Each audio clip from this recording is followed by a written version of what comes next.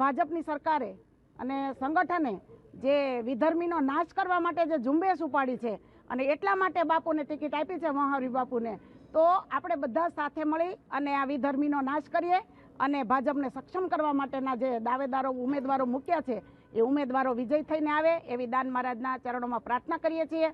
મેં કીધું છે કે વિધર્મીઓનો નાશ થાય તો આપણા દેશ વિરોધી પ્રવૃત્તિઓ કરી રહ્યા છે.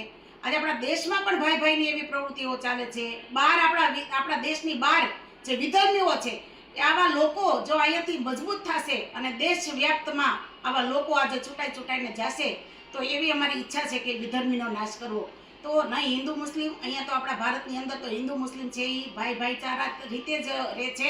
એવો કોઈ મારો મિનિંગ નથી કે હિન્દુ મુસ્લિમ ઉપર બેને મુદ્દો ઉપાડ્યો છે એવો નથી. પણ એક દેશની બહાર અને જે વિધર્મીઓ છે એ આપણા દેશ માટે જે કાર્ય કરી રહ્યા છે, આપણા દેશ માટે જે આતંકવાદનું કામ કરી રહ્યા છે એ બધા વિધર્મીઓ છે.